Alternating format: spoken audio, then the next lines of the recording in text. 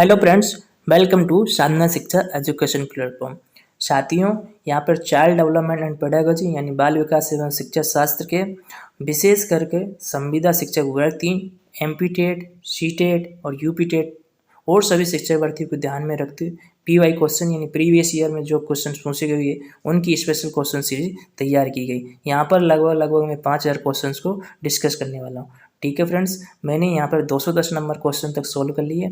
आज 210 number question से आगे बढ़ते हैं। ठीक है फ्रेंड्स, अगर आपको ये सीरीज अच्छी लग रही तो बिल्कुल साधना शिक्षा को ज्वाइन करें और अपने फ्रेंड्स लोगों को भी शेयर करें।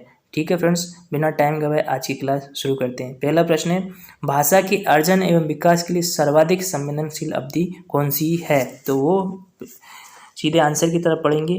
भाषा विकास एवं अर्जन की सबसे संवेदनशील अवस्था है प्रारंभिक बाल्यावस्था। प्रारंभिक बाल्यावस्था में बालक भाषा का अर्जन एवं विकास सबसे ज़्यादा उच्चतर तरीके से करता है और विभिन्न स्टेप्स में होता है। ठीक है, इसमें बालक 0 से 3 महीने से 12 महीने तक बालक आपने देखा होगा कूँ कूँ करता है या हल्का फुल्का स्माइलिंग करता है। ठीक है, इसके बाद 12 से 18 महीने के बीच वो पहला सार्थक शब्द निकालता है। ठीक है, इसके बाद 18 से महीने से 2 वर्ष की अवस्था में वो और भी वाक्य निकालना शुरू करता है। ठीक है, इसके बाद 2 से 3 अवस्था में वो लंबे वाक्य निकालना शुरू कर देता है और फिर 2 से 5 साल में वो तार्किक वाले वाक्य निकालना शुरू कर देता है और फिर 5 वर्ष से ऊपर वो कहानियाँ भी सुनाना कर देता है। इस तरह बालक का भाषा का अर्जन एवं विकास होता है। तो उसके लिए सबसे संवेदनशील अवधि प्रारंभिक बाल्यावस्था होती है।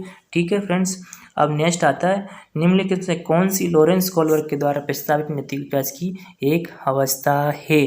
तो लॉरेंस कोलबर्ग की नैतिक विकास की एक अवस्था है सामाजिक अनुबंध अवन्यास। ठीक है, सामाजिक अनुबंध अवन्यास। देखिए जी, कोलबर्ग एक बहुत ही फेमस इनकी अवस्थाएं हैं, नैतिक विकास अवस्थाएं। ये हर एग्जाम में पूछी जा रहे हैं। यहाँ पे मैं थोड़ा सा एक्सप्लेन कर देता हूँ। या देखो, इन्होंने 3 प्रमुख नैतिक विकास की अवस्था दी। पहली अवस्था है पूर्व पारंपरिक नैतिक स्तर। इसके 2 चरण हैं, दंड से बचना वाला, जिसमें बालक दंड से बचकर नैतिक विकास करता, व्यक्तिवाद या विनिमयवाद यानी उसको पुरस्कार या कुछ ऐसा दो तो वो काम करेगा। ठीक है, तो ये उसकी पहला अवस्था हो गई। ठीक है, दूसरी अवस्था ये है कि दूसरी अवस्था को कहते हैं पारंपरिक नैतिक विकास अवस्था। पारंपरिक नैतिक विकास अवस्था, इसमें उम्र क्राइटेरिया रहता है 10 से 15 वर्ष। ठीक है, इसके भी 2 चरण हैं। इसके जैसे कि एक है अच्छा लड़का अच्छी लड़की की अनुप्रस्थापना, ये प्रथम चरण हो गया। यानी आपने सुना होगा कि फला अच्छा लड़का है फला अच्छी लड़की है, तो एक उसकी अनुप्रस्थापना होता है, बालक उसका उस तरह नैतिक विकास होता है। ठीक है, कोई उसको बोले कि हाँ ये अच्छा लड़का है ये अच्छी लड़की है, तो वो उसके मन में हाँ मुझे लोग अच्छे बोल रहे हैं, तो वो एक उस तरह नैतिक विकास होता है। दूसरा, इसी का दूसरा चरण ये कानून और सामाजिकता की व्यवस्था, यानी जो नियम कानून समाज के बने हुए उनका पालन करना। ठीक है, तो दूसरा स्तर भी कंप्लीट। अब तीसरा स्तर ये है पूर्व उत्तर पारंपरिक नैतिक विकास। ठीक है, उत्तर पारंपरिक नैतिक विकास तीसरा स्तर। इसके भी 2 चरण है। पहला चरण है सामाजिक अनुबंध, समाज के साथ अनुबंध कर लेता है वो। अब उसको ज़्यादा किसी और के साथ नहीं कहने वाले थे, बल्कि जो समाज के नियम कानून है उसको ऑलरेडी पालन करता है। और इसका दूसरा चरण है सार्वभौमिक नैतिक विकास। सब पूरी तरह सार्वभौमिक नैतिक विकास सिद्धांत, अब बालक को उसको कुछ भी कहने की ज़रूरत नहीं है, बालक अपने से ही उसका नैतिक विकास हो जाता है, बल्कि वो और लोगों का भी विकास करने के लिए तत्पर हो जाता है। ठीक है फ्रेंड्स, आगे बढ़ते हैं। आपको कोलबर्ग के बारे में मैंने उसकी 3 अवस्थाओं को अच्छे से एक्सप्लेन कर दिया। इसका डिटेल्स वीडियो भी डला हुआ है, आपको अगर यहाँ और ज़्यादा जानना है तो वहाँ पे जाके देख सकते हैं। ठीक है फ्रेंड्स, आगे बढ़ते हैं तीसरे नंबर प्रश्न की तरफ। कक्षा में परिचर्चा के दौरान एक शिक्षक प्राय लड़कियों की तुलना में लड़कों पर अधिक ध्यान देता है, ये किसका उदाहरण है? कक्षा परिचर्चा के दौरान यानी एक डिस्कशन के दौरान एक शिक्षक यानी एक टीचर प्राय लड़कियों की तुलना में लड़कों पर अधिक ध्यान देता है, ये किसका उदाहरण? ये सिंपल सा यही प्रश्न आ गया है यहाँ पे। तो किस पे अधिक ध्यान देता है वो? 4 ऑप्शन है, ये मतलब ये किस बात का उदाहरण है? तो ये जेंडर पक्षपात का है। ठीक है, जेंडर रूढ़िवादिता पे ये। आगे बढ़ते हैं, बच्चों में जेंडर रूढ़िवादिता एवं जेंडर भूमिका अनुरूपता को कम करने के लिए निम्नलिखित में से कौन सी पद्धति प्रभावशाली है, यानी जेंडर रूढ़िवादिता को समाप्त करने के लिए कौन सी पद्धति सबसे ज़्यादा प्रभावशाली होगी। तो यहाँ पे पहला और ये ऑप्शन राइट होगा। जेंडर पक्षपात के बारे में थोड़ी चर्चा करके यानी डिस्कशन करना एक बेस्ट ऑप्शन रहता है किसी समस्या का समाधान करने के लिए। ठीक है, पहला ऑप्शन इज राइट आंसर। आगे बढ़ते हैं नेक्स्ट प्रश्न की तरफ। निम्नलिखित में से किस मनोवैज्ञानिक ने बच्चों को ज्ञान के सक्रिय जिज्ञासु के रूप में देखते हुए उनके चिंतन पर सामाजिक एवं सांस्कृतिक विषय वस्तु के प्रभाव को महत्व दिया है। जहाँ पर साथियों सामाजिक सांस्कृतिक विकास की बात आ जाए वहाँ पर लेव वाइगोस्की का नाम पक्का आएगा। ठीक है, तो पांचवें प्रश्न का आंसर हो जाएगा लेव वाइगोस्की। ठीक है फ्रेंड्स, लेव वाइगोस्की। आगे बढ़ते हैं नेक्स्ट प्रश्न की तरफ। जिग्सा फैली को करते समय 5 वर्ष की नजमा यानी नजमा एक फैली को सॉल्व करते हुए शमसे कहती नीला टुकड़ा कहाँ है, नहीं एक वाला नहीं है, काले रंग वाला जिसमें जूता पूरा पहना पूरा बन जाएगा। यानी जो नजमा है खुद से बातें कर रही है, तो उस स्थिति को क्या कहेंगे। तो इस प्रकार की वार्ता को वाइगोस्की ने किससे संबंधित किया, तो वह है व्यक्तिगत वार्ता यानी प्राइवेट स्पीच। तो पहला ही ऑप्शन राइट आंसर हो जाएगा। आगे बढ़ते हैं नेक्स्ट प्रश्न की तरफ। बच्चों को संकेत देना तथा आवश्यकता पड़ने पर सहयोग प्रदान करना निम्नलिखित में से किसका उदाहरण है, यानी बच्चों को संकेत देना और उनको ज़रूरत पड़ने पर उनकी हेल्प करना, ये किसका है। तो ये वाइगोस्की के जो सिद्धांत उन्होंने दे रखे पाड़ यानी स्कैफोल्डिंग और ZPT और MQ यानी more knowledge and other person, उनको मैंने पिछले वीडियो में बताया था। यहाँ पे सिंपल सा प्रश्न है, बच्चों को हेल्प देना या उनको संकेत देना वो किस के अंतर्गत आता है, तो फाड़ या ढांचा यानी स्कैफोल्डिंग के अंतर्गत आता है। तो fourth option is right answer, यानी 7वें प्रश्न का चौथा ऑप्शन राइट आंसर। फ्रेंड्स देखो, मैं ये समय बचाने के लिए बिना रोके बोलता जा रहा हूँ और आप लोगों को समझाता भी जा रहा हूँ और सीधे आंसर की तरफ बढ़ता हूँ। ऑप्शन आप लोग देख लेना। ठीक है फ्रेंड्स, आगे बढ़ते हैं। निम्नलिखित व्यवहारों में कौन सा जीन पियाजे के द्वारा प्रस्तावित मूर्त संक्रियात्मक अवस्था का विशेषित करता है, यानी यहाँ पे पियाजे के मूर्त संक्रियात्मक अवस्था में कौन सी चीज़ विशेषित करती है, यानी ना प्रोस्पेक्ट करती है। तो आप जीन पियाजे के बारे में जानते हो, संज्ञानात्मक विकास अवस्था के जन्मदाता है। उन्होंने संज्ञानात्मक अवस्था के 4 अवस्थाएं दी है। ठीक है, 0 से 2 वर्ष संवेदीगामक मोटर स्टेट और 2 से 7 वर्ष पूर्व संक्रियात्मक अवस्था और 7 से 11 वर्ष मूर्त संक्रियात्मक अवस्था और 11 से 15 वर्ष औपचारिक संक्रियात्मक अवस्था। तो यहाँ पर पियाजे की तीसरी अवस्था से प्रश्न पूछा गया है कि मूर्त संक्रियात्मक अवस्था को किस चीज़ से विशेषित किया जाता है। तो परिकल्पनिक निर्माणात्मक साध्यात्मक विचार ये नहीं होगा, यानी पहला नहीं होगा। दूसरा होगा संरक्षण कक्षा समावेशन, यानी बालक मूल संक्रियात्मक अवस्था में वस्तुओं का संरक्षण कर लेता है, समावेशन करना शुरू कर देता है। ठीक है फ्रेंड्स, तो दूसरा ऑप्शन फिर राइट आंसर हो जाएगा। ठीक है, 8वें प्रश्न का। आगे बढ़ते हैं नेक्स्ट प्रश्न की तरफ। बच्चों के संज्ञानात्मक विकास के संदर्भ में निम्न में से कौन सी पियाजे की संरचना है।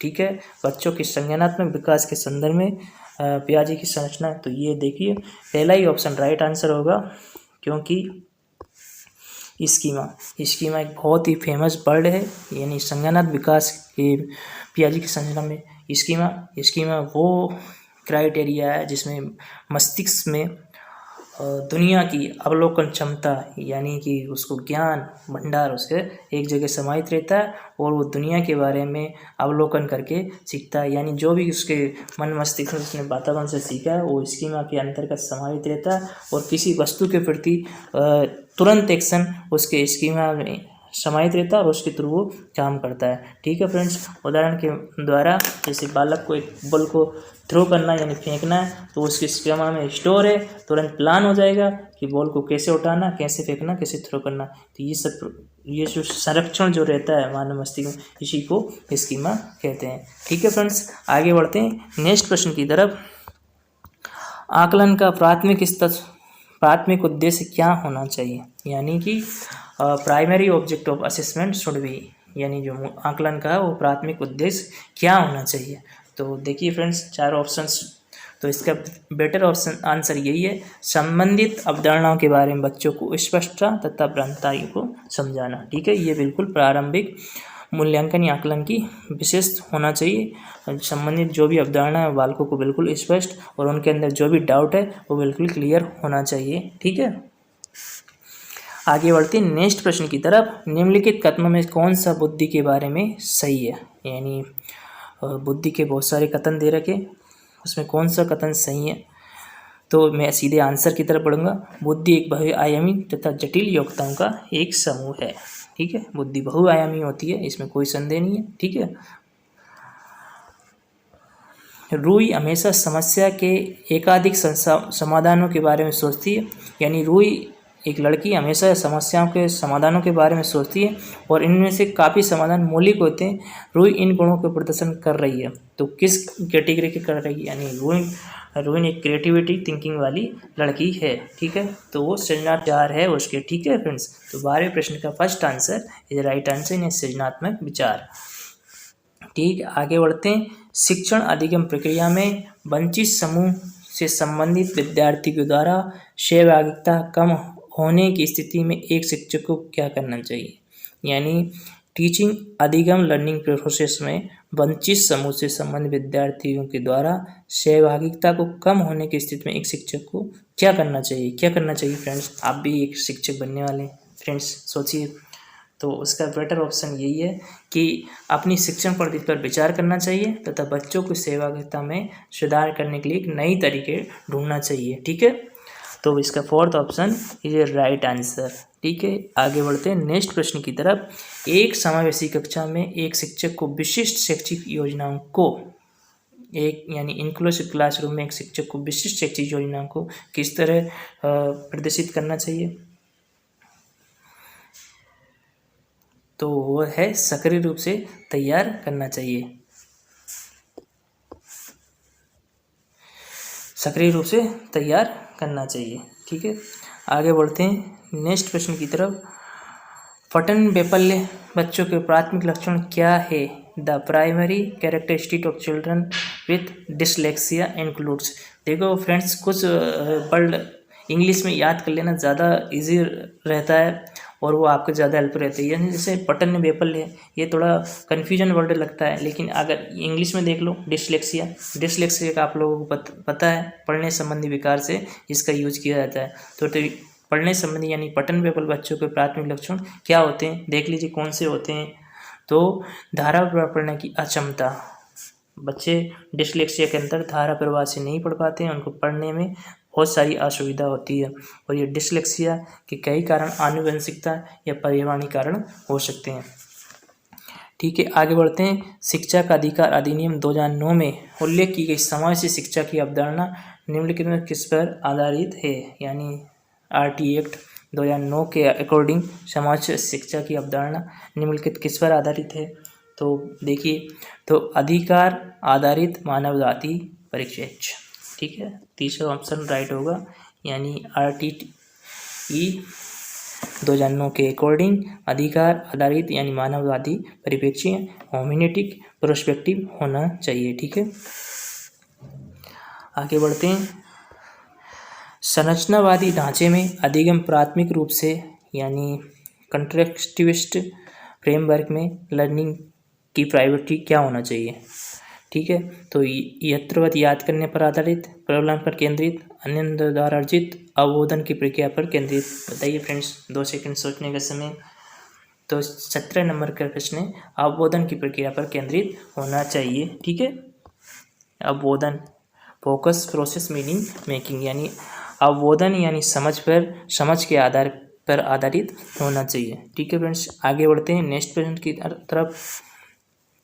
अनेक घटनाओं के बारे में बच्चों के द्वारा बनाए गए सहजानुभूत सिद्धांतों के संदर्भ में एक शिक्षिका को क्या करना चाहिए, यानी अनेक घटनाओं के बारे में बच्चे के द्वारा सहजानुभूत सिद्धांत उनके अनुसार सिद्धांत जो बनाए, तो उसके संदर्भ में एक शिक्षक को यानी टीचर को क्या करना चाहिए। ठीक है, तो बताइए फ्रेंड्स। तो प्रतिकूल प्रमाण एवं उदाहरणों को प्रस्तुत करके बच्चों को इन सिद्धांतों को चुनौती देना चाहिए। ठीक है, fourth option is a right answer. आगे बढ़ते हैं नेक्स्ट प्रश्न की तरफ। छात्र केंद्रित शिक्षा शास्त्र की क्या विशेषता है, यानी बालक केंद्रित शिक्षा शास्त्र की क्या विशेषता है। चारों ऑप्शन है, जो बेटर ऑप्शन है वो बताइए। तो बच्चों के अनुभव को प्रमुखता देना। तो बाल केंद्रित यानी छात्र केंद्रित शिक्षा में जो बच्चे हैं उनके अनुभव को महत्व देना है और बिल्कुल चाइल्ड को सेंटर मानना है। ठीक है फ्रेंड्स, आगे बढ़ते हैं। संवेग एवं संज्ञा एक दूसरे के सन्निहित है, इंटरव्यून विथ, सन्निहित एक दूसरे में समाहित है। तो इसका third option is right answer हो जाएगा। ठीक है, आगे बढ़ते हैं। संरचनावादी सिद्धांतों के अनुसार अधिगम के बारे में निम्नलिखित कथनों में कौन सा सही है। ठीक है, 21 नंबर प्रश्न देखिए। संरचनावादी सिद्धांत के अनुसार लर्निंग प्रोसेस में कौन सा कथन सही है। तो इसके बारे में अधिगम सक्रिय विनियोजन के द्वारा ज्ञान की संरचना की एक प्रक्रिया है। Learning is the process of constitution of knowledge, construction of knowledge by active engagement, यानी सक्रिय रूप से ज्ञान की संरचना होती है। तो fourth option is right answer. ठीक है, आगे बढ़ते हैं 22 नंबर प्रश्न की तरफ। विद्यार्थियों को स्पष्ट उदाहरण एवं गैर उदाहरण देने के क्या परिणाम है, यानी बच्चों को स्पष्ट और गैर उदाहरण देने से क्या फ़ायदा होगा एक क्लासरूम में। तो क्या फ़ायदा होगा साथियों, तो ये होगा अवधारणात्मक परिवर्तनों को प्रोत्साहित करने के लिए एक प्रभावशाली का तरीका है। तो क्लासरूम में बच्चों को गैर उदाहरण देने से ये भी फ़ायदा होगा कि जो शिक्षा व्यवस्था है वो क्लासरूम से यानी बाहरीकरण से भी जोड़ा जा सकता है, ताकि बालक बिल्कुल भी बोरिंग ना हो। ठीक है, और आजकल की शिक्षा व्यवस्था, तो आजकल की क्या जो पाठ्यक्रम है वो बिल्कुल ऐसा ही उसी हिसाब से तैयार किया गया कि बालक संकुचित नहीं रहे, बल्कि उसका सर्वांगीण विकास हो, ना कि उसको क्लासरूम तक ही उसका अधिगम हो, बल्कि वो समाज से, वातावरण से, एवरीथिंग हर जगह से सीखे। ठीक है फ्रेंड्स, आगे बढ़ते हैं। नेक्स्ट प्रश्न, बच्चों को अधिगम गतिविधि में भागीदारी करने के लिए लगातार पुरस्कार देना व दंड का प्रयोग करने से क्या प्रभाव पड़ेगा, यानी बच्चों को अधिगम करने के लिए लगातार पुरस्कार और दंड देने से क्या प्रभाव पड़ेगा इसके बारे में पूछा। तो इसमें सीधे आंसर की तरफ बढ़ते हैं। तो इसका सीधा सा प्रभाव पड़ेगा, अधिगम में बच्चों की स्वाभाविक अभिरुचि तथा जिज्ञासा कम हो जाएगी। बिल्कुल बात सही है, क्योंकि अगर बालक को किसी चीज़ के लिए आप दंड से बचने के लिए वो उतना ही पढ़ेगा जितने से उसे दंड का बचाव हो जाए, यानी उसकी खुद की रुचि खोज नहीं रहेगी। और पुरस्कार में भी ये रहेगा, वो पुरस्कार पाने के लिए सिर्फ पढ़ाई करेगा, उसके अंदर से अधिगम करने का उसका कोई मेन उद्देश्य नहीं रहेगा। ठीक है फ्रेंड्स, निम्नलिखित में से कौन सी प्रथा सार्थक अधिगम को बढ़ावा देती है। तो बताइए। शारीरिक दंड, ये तो शारीरिक दंड तो बिल्कुल भी बैन है, बालक को पीट तो सकते ही नहीं, शारीरिक दंड तो बिल्कुल मना ही है। ठीक है, सहयोगात्मक अधिगम ये सार्थक है, सहयोगात्मक हेल्पिंग नहीं, कोऑपरेटिव करना चाहिए लर्निंग इन्वायरमेंट में। और सतत एवं संग्राम उल्लंघन, ये चीज़ भी सही है। ठीक है, और निरंतर तुलनात्मक, यानी तुलना नहीं करना है एक दूसरे से, बल्कि हेल्प करना है। तो ठीक है, पहला और दूसरा जिस ऑप्शन में वही राइट आंसर है, सॉरी दूसरा और तीसरा जिसमें वही राइट आंसर है। तो यानी 24 नंबर का दूसरा option is right answer. 25 number प्रश्न का आंसर 25 नंबर प्रश्न देखते हैं। शिक्षक बच्चों की जटिल अवधारणाओं की समझ को किस प्रकार सहज कर सकते हैं, यानी शिक्षक जो टीचर है बच्चों की जटिल यानी नहीं समझने वाली बातों को किस प्रकार से सरल कर सकते हैं। बिल्कुल टीचर का काम ही होता है कठिन चीज़ों को सरल करना, टीचर का मेन रोल रहता है। तो किस तरह कर सकता है, तो वो अन्वेषण एवं परिचर्चा के लिए अवसर उपलब्ध करा के बिल्कुल डिस्कशन करके उन चीज़ों को सरल कर सकता है। ठीक है फ्रेंड्स, आगे बढ़ते हैं नेक्स्ट प्रश्न की तरफ। एक प्राथमिक विद्यालय की अध्यापिका बच्चों को एक प्रभावशाली समस्या समाधानकर्ता बनने के लिए किस प्रकार से प्रोत्साहित कर सकती है, यानी एक टीचर बच्चों को समस्या सॉल्विंग यानी प्रॉब्लम सॉल्विंग बनाने के लिए किस प्रकार मोटिवेट कर सकती है। ठीक है, तो चारों ऑप्शंस में देखिए कौन सा बेटर है। तो बच्चों को सहजानुवत अनुमान लगाने के लिए प्रोत्साहित करके थे, उसी आधार पर विचार मंथन करेंगे, यानी बच्चों को उस तरह के माहौल दिया जाए और उन विचारों को प्रोत्साहित करके और उन पर विचार मंथन करके डिस्कस करके इस चीज़ को सिखाया जा सकता है। तो fourth option is right answer. आगे बढ़ते हैं नेक्स्ट प्रश्न की तरफ। निम्नलिखित अवधि में किसमें शारीरिक वृद्धि एवं विकास तीव्र गति से घटित होता है, यानी इन अवस्थाओं में सबसे ज़्यादा शारीरिक वृद्धि किस अवस्था में होती है। तो ये बिल्कुल इजी क्वेश्चन है। शेषावस्था एवं प्रारंभिक बाल्यावस्था में शारीरिक वृद्धि एवं विकास बहुत तीव्र गति से होता है। ठीक है, आगे बढ़ते हैं नेक्स्ट प्रश्न की तरफ। निम्नलिखित में से कौन सा विकास का सिद्धांत नहीं है, यानी जहाँ पर नहीं आ जाए, नोट आ जाए ऑप्शन में, वहाँ पे कान खड़े कर लीजिए, क्योंकि वहाँ पे गलती होने की संभावना बहुत ज़्यादा बढ़ जाती है। तो यहाँ पे नहीं पूछा। विकास जीवन पर्यंत होता है, ठीक है, ये बात राइट है। विकास परिवर्तित होता है, ये भी राइट है। विकास आनुषंगिकता एवं पर्यावरण दोनों के द्वारा प्रभावित होता है, ये भी राइट है। विकास सार्वभौमिक तथा सांस्कृतिक संदर्भ से इसे प्रभावित नहीं करते बल्कि प्रभावित करते हैं, इसलिए चौथा ऑप्शन के अकॉर्डिंग राइट होगा, क्योंकि नहीं है पूछा। ठीक है फ्रेंड्स, आगे बढ़ते हैं 29 नंबर प्रश्न की तरफ। व्यक्तिगत विभिन्नताओं का प्राथमिक कारण क्या है, यानी इंडिविजुअल वेरिएशंस किस कारण होते हैं। तो लोगों के द्वारा माता पिता से प्राप्त आनुवंशिक संगति पद्धति यानी कोड। तो 29 नंबर प्रश्न को देखिए, तो पहला नहीं होगा। दूसरा जन्मजात विशेषता, ये भी नहीं है इंडिविजुअल वेरिएशंस का। तो आनुवंशिकता एवं पर्यावरण के बीच जटिल पारस्परिक क्रिया के कारण इंडिविजुअल वेरिएशन यानी व्यक्तिगत विभिन्नताएं रहती है। तो 29 नंबर प्रश्न का चौथा ऑप्शन राइट आंसर हो जाएगा। ठीक है, निम्नलिखित में से कौन सा द्वितीयक सामाजिकरण एजेंसी का उदाहरण है। देखो, प्राथमिक और द्वितीयक सामाजिकरण की एजेंसियां हर एग्जाम में पूछी जाती, इसको मैं पहले भी बता गया था। तो जो अब फिर से बता देता हूँ, जो हमारा आस पड़ोस या घर परिवार रहता है, सामाजिकरण की प्राथमिक एजेंसी रहती है। ठीक है फ्रेंड्स, प्राथमिक एजेंसी रहती है परिवार आस पड़ोस, और जो विद्यालय है और समाज है वो सेकेंडरी एजेंसी रहती है, यानी द्वितीयक स्रोत रहता है। तो ठीक है फ्रेंड्स, यहाँ पर आपने सुपर फास्ट तरीके से पीवाई क्वेश्चंस को एनालाइसिस, और आगे भी आपको इसी तरह के वीडियो मिलते रहेंगे। तो ठीक है फ्रेंड्स, अगर ये अच्छा लग रहा तो बिल्कुल साधना शिक्षा चैनल को सब्सक्राइब करें और अपने फ्रेंड्स लोगों के पास शेयर करें। ठीक है फ्रेंड्स, थैंक यू, धन्यवाद।